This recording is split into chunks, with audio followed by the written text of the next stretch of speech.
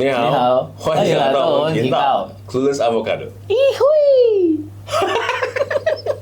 Selamat datang di channel kami Avocado, The Clueless Channel.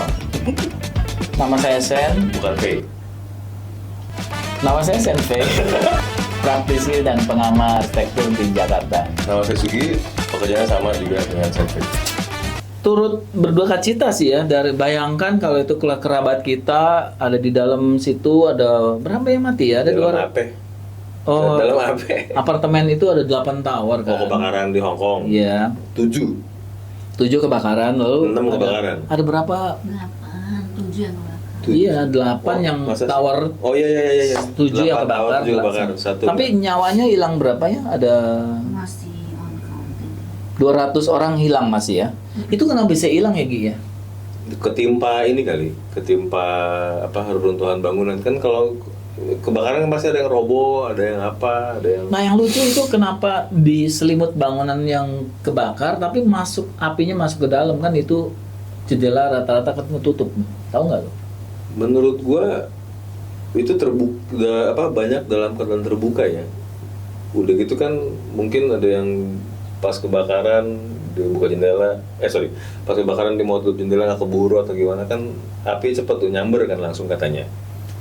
Jadi Jadi kan maksudnya itu ada gorden gitu, gordennya kebakar di dalam ya. ya mungkin tapi kan karena itu bangunan lama, kan itu bangunan tahun 1983 kalau nggak salah. Ya cukup lama kan. Jadi pasti safety code-nya sedikit berbeda dengan yang sekarang. Jadi permintaannya juga kok permintaan nih? Harusnya sih British Empire. Ya, tetap aja, tapi kan 83 ke sekarang kan jauh gitu loh. Jadi pasti si requirement untuk material-material di fasad termasuk kaca dan kusen itu kan pasti sedikit berbeda lah. Atau Jadi udah berkembang sekarang ya? Ya, sekarang pasti kan jauh lebih baik harusnya. Apakah dia double glass, apakah tempered. Mungkin dulu tetap tempered, tapi kualitas tempered sendiri kan bervariasi ya. Udah gitu, karena api besar kan jadi pecah gitu kacanya, terus nyamber ke dalam. Kan ada aliran positif tuh. Sebenarnya lucunya kan kalau dari satu tower dibungkus, lalu ada jarak dengan tower berikutnya dibungkus ya. Itu kok bisa kayak saling berantai itu? Angin kali. Lompatan anginnya dengan segera bisa menyebarkan mana-mana ya? Bisa jadi ya kan, seperti kebakaran yang beruntun itu kan, yang tadi yang nggak ada apa-apa terus kena angin, kena langsung nyamber gitu. Karena kan menurut apa yang gue baca di koran sih, kan ada struktur bambu itu. Jadi mereka tuh si kompleks apartemen ini itu sedang dalam keadaan direnovasi. Jelas. Makanya dia dibungkus Iya, dengan jelas. struktur bambu. Tapi nggak jelas ya renovasinya apa? Fasad. Ya mungkin pengecatan ulang kah gitu, apapun lah gitu di situ. Terus udah gitu ada satu ledakan kalau nggak salah katanya di tower yang paling ujung ini yang terbakar itu kan, jadi 1, 2, 3, 4, 5, 6, 7, 8 jadi gitu posisinya. Dari sini kalau nggak salah meletup katanya, terus nyamber keluar. Itu mulai tuh dalam hitungan menit ya. Jam. Gue lupa deh hitungan Jam Ya. 3 sore sampai jam 6. Ya, hitungan jam. Menit itu dia nyamber ke lantai bawahnya nih. Terus baru hitungan jam dia nyebar ke yang lain tuh udah. Jam 6 sore udah kebakar semua ya. Terus udah gitu-gitu. Ngeri sih ya kalau lihat dari foto ya. Sangat. Kayak kiamat gitu. Cuman karena meletup, kebakar, nyamber angin lah, kan dia lepas banget kan, nggak ada jembatan penghubung, nggak ada apa-apa.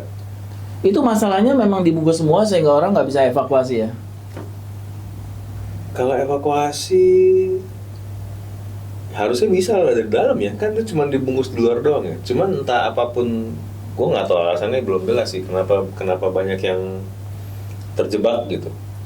Kan dengar-dengar nggak ada fire alarm. Ya, karena Itu celaka. ya bangunan yang udah cukup tua kan, mungkin maintenance-nya kurang atau nggak dicek berkala segala macam.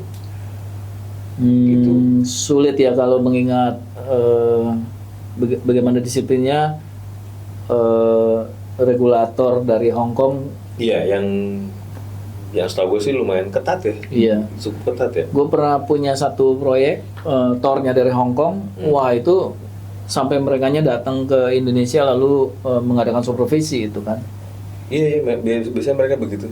Dan kan regulasinya walaupun jadi misalkan nih ke kalau di koran sih di berita mereka cukup menyalahkan juga si net hijau itu. Nilon ya. Ya, dan si bambunya juga itu. Iya. Kan 3 itulah yang ya. styrofoam, nilon sama bambu. Styrofoam juga katanya ketemu di jendela-jendela gitu. Iya. Tapi kalau nggak salah sih itu pun si styrofoamnya sendiri harusnya bagian dari fasad bangunan untuk menahan perubahan cuaca dan sebagainya gitu. Tapi katanya ketemunya di jendela. Jadi anehnya di situ menurut investigasi dari dari pihak kepolisian juga. Nah, tapi mereka turut menyalahkan si bambu sebagai penyebab menyebar dengan cepatnya gitu. Kan very flammable ya. Terus netnya juga nilon kan sangat mudah terbakar. Jadi mereka cukup menyalahkan itulah gitu. Jadi pertanyaan tuh kenapa tahun 2025 ini masih pakai benda-benda itu, dua material itu, sedangkan menurut regulasi mereka tuh tahun 2023 mereka sudah mulai phase out, mulai mengurangi penggunaan si combustible. Si bambu-bambu itu. Masalahnya kan selama 100 tahun nggak 100 tahun kayaknya nggak ada mungkin lebih ya kan. Iya. Itu jadi ikon ya sebenarnya si bambu itu yang kita lihat di film, di TV, film Jackie Chan lah pasti ya. Polystone. Ih, 1 sampai berapa tuh? 3. tawan umurnya dia udah tua. Terus apa? Dan ini yang gue tahu itu si bambu itu sebenarnya kalau di Hong Kong ya khususnya itu mereka ada bukan kode apa sih ngomongnya? Tapi mereka bukan regulasi juga. Mereka ada regulasinya. Aturan. Tapi bukan merupakan undang-undang. Jadi mereka tuh ada regulasinya. Kalau kita SNI Bisa jadi ya. Pokoknya mereka tuh kalau mau pakai si struktur bambu itu sebagai stacker, dia tuh diregulasikan secara panjang, diameter, dimensi. terus udah gitu ketebalan si bambu sendiri sama cara pengikatan, termasuk jarak-jarak itu grid-gridnya dia mesti berapa itu sebenarnya. Itu dari dulunya memang datang dari mainland ya. Hong Kong nggak ada Bisa jadi ya, tapi industri bambu. Banyak dong yang kan sangat tersedia di situ.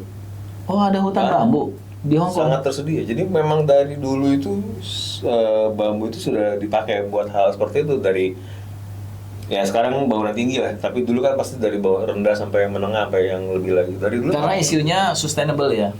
Iya, dan mudah didapatkan. Murah lah. Iya. Intinya. Jadi banyak juga ya dulu truk-truk yang lalu lalang itu muatannya itu bambu-bambu kuning itu yang buat stacker. Itu jadi jadi kultur kayaknya.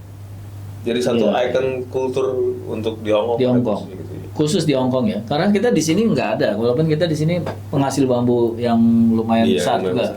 Di Indonesia ada tapi nggak semasif itu kayaknya. Dan nggak diregulasikan. Ada stacker yang kecil yang buat ngecat plafon. Oh iya, tapi bukan bambu itu kalau nggak salah buat stacker bukannya kayu dolken ya? Kalau kita ya itu juga, tapi bambu bos beberapa proyek pakai sih ngeliat tukang-tukang. Mungkin ya kalau di sini tuh apa aja yang ada deh. Pokoknya mereka bisa digabung tuh. Si kayu dolken sama si bambu, pokoknya gue bisa naik ke atas aja. Najat ya. Mungkin kayak begitu kali. Beda. Kalau di situ dia udah lebih apa ya? Jadi pilihan yang sangat nggak usah mikir lah, itu udah pasti defaultnya bambu. Iya. Karena udah kultur. Iya. Tapi jadi kita di Jakarta nggak ada pengaruh apa-apa terhadap perilaku pemakaian bambu itu ya? Nggak ada dong? Nggak ada ya. Hampir nggak ada kan, maksudnya gue nggak pernah ngeliat sih. Bahkan di proyek-proyek gue juga nggak mungkin ya kita. Kalau gitu, jadi kita mulai saat ini jangan menggunakan bambu atau apapun juga yang combustible. Makin mahal aja itu proyeknya, ini konstruksinya ya. Gara-gara lu